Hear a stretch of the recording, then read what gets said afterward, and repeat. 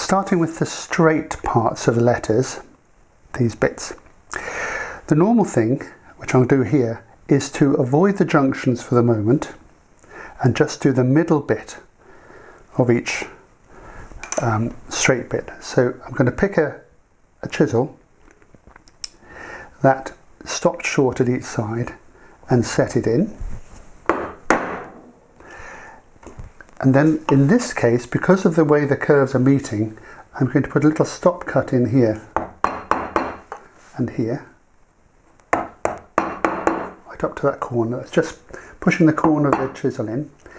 Then I'm going to take out 2 angle cuts. There.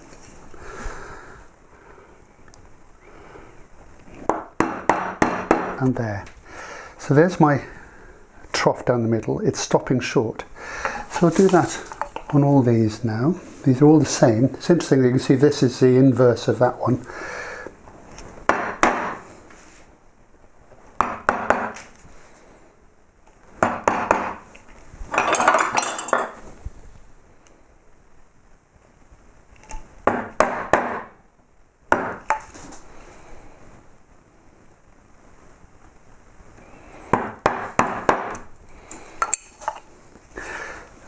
So if that hasn't quite worked, I will just push that in like that. Make sure I've got a nice clean root down the bottom. So over here.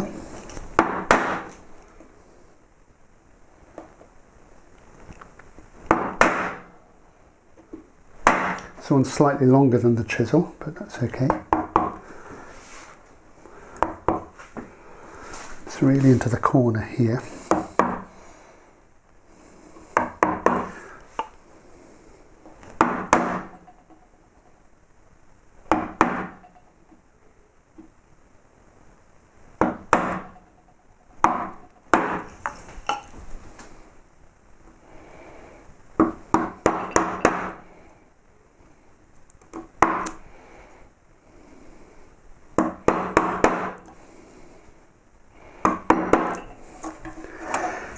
The letters so far have been across the grain.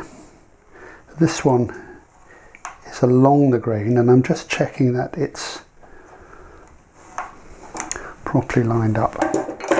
So with the wood going this direction, the danger is that when I put the angle cuts in, they splinter out.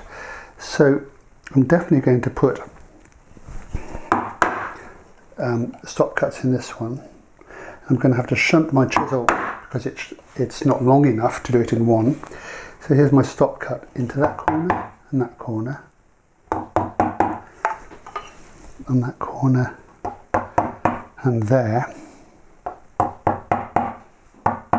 Now the thing is, when I make this cut here, instead of trying to do it in one go, I'm going to come in a little bit inside the line.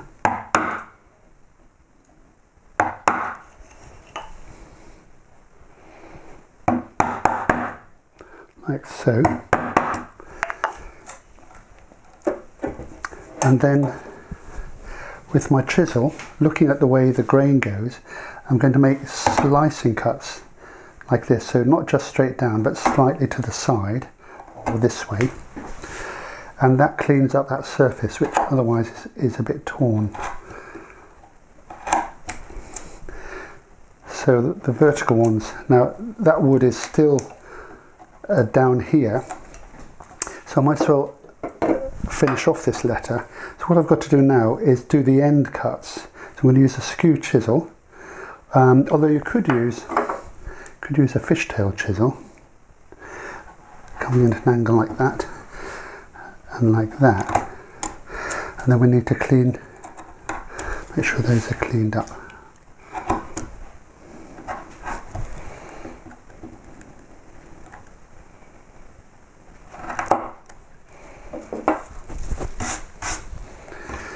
Yep, so wherever we can, like on the ends here now, we can put the end, because I don't want any serifs on this letter form, just dead ends, so get that tighter in there. So make sure that's nice and clean, and then that letter number is actually finished. It's got a nice sharp root down the bottom. So let's just do like here, there's a corner there which I can finish off, and that'll come into the letter, and then I can 2 stop cuts. I can bring that up to the end like so, and the end cut. And all these walls are tilted. That's the important thing. So it's tilting at an angle that matches this angle and matches that angle. So from the straights, I would go and finish all the ends that I can do that now, leaving the bits where the curves go into the straight bits. Leave those for when we do the curves.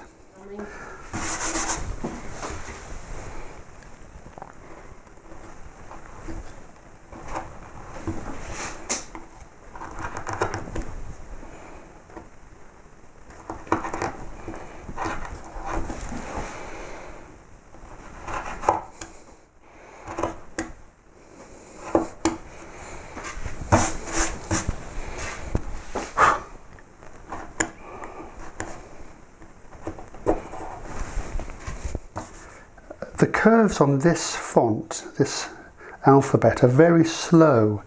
They're not particularly tight, so we need quite flat gouges. But the system is the same, or the principle is the same. We will put the stop cut down the middle. Now it doesn't matter that this matches anything, as long as it's in the waist. And then I'd also put stop cuts here to stop this grain, I've got one there, pulling out. And then so I'll take this out here.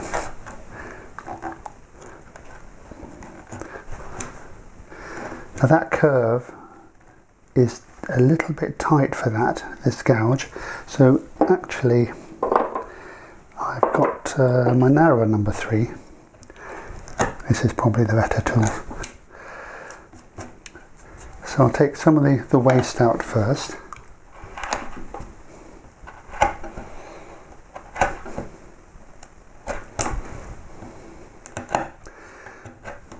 So that's just sort of getting within 90% of it. And then what I have to do is very carefully slice this tool, like so, follow it around and pull it down like that long.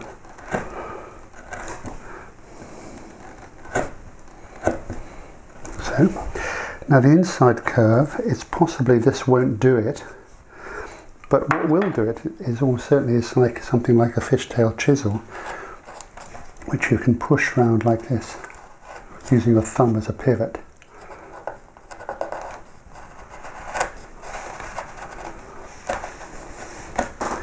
And there's our end. Yep, so pushing that around here for this side. Now the thing is that this paper does get in the way a little bit. It's got a certain thickness, so you can't really tell. So when this paper is removed, I'll have a chance to come back and make sure that's nice and tidy and sharp.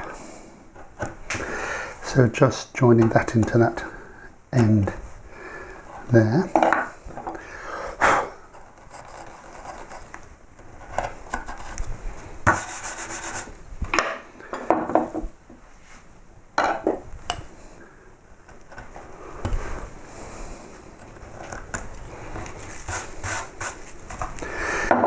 And then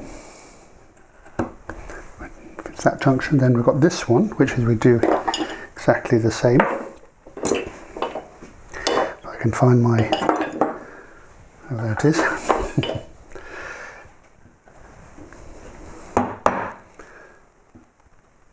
The stab cut down the middle. Happy with the end stab cuts. Some waste out.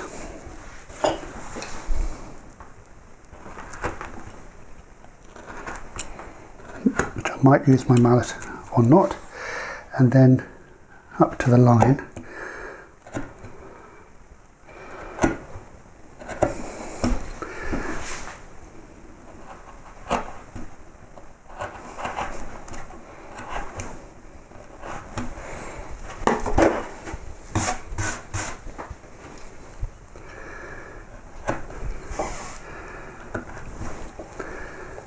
And that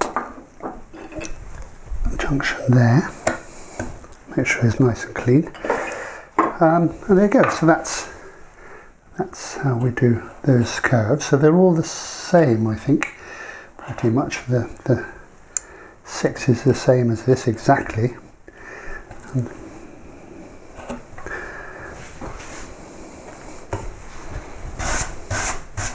okay, so when we take the letter off, we'll have the paper off. We can have a little look at how that's looking. This letter here is a little more curved, a bit more like our usual characters. So I'm going to have to use a curved chisel here.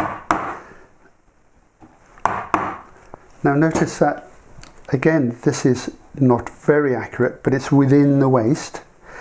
And this gouge is too flat, but when I turn it at an angle like so, because of the geometry, it's now in line. So this is a little bit flatter than that curve. So let's just take away this waist here.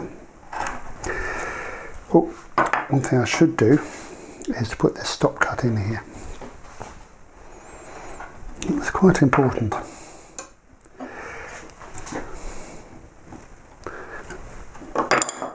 This is the one.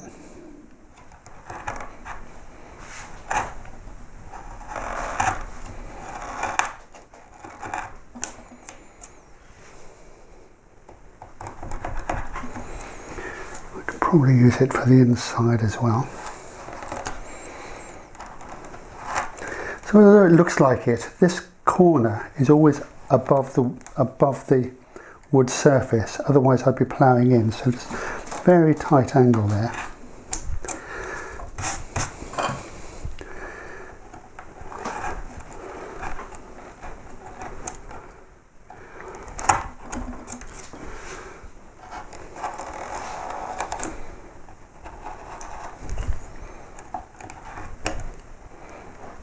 It is now a little bit there at the end. I'm going to go back to a flat gouge and just bring that around like that.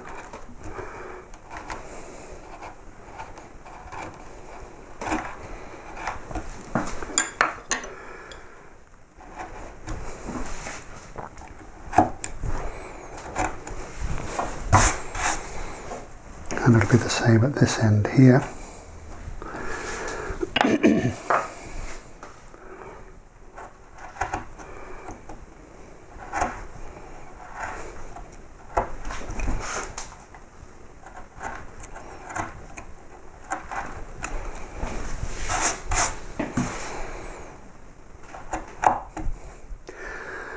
Okay, so just tidy that up and I'll take the paper off.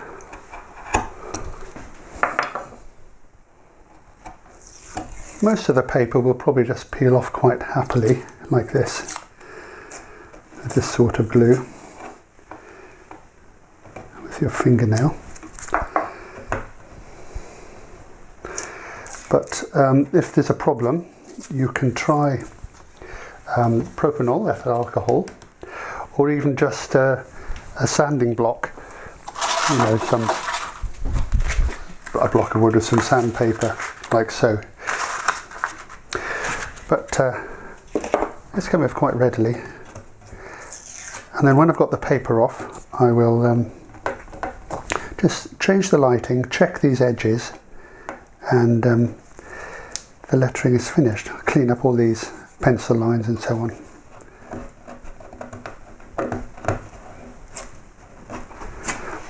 Yeah, I'll use a little bit of alcohol and some of that bits to clean it up.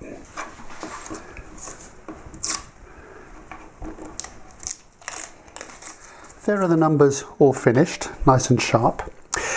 You can leave the piece like this and just hang it on the wall with the clock. I'm going to add a top and a bottom so it's freestanding, and I'm also going to add some colour in here. So that's my next stage.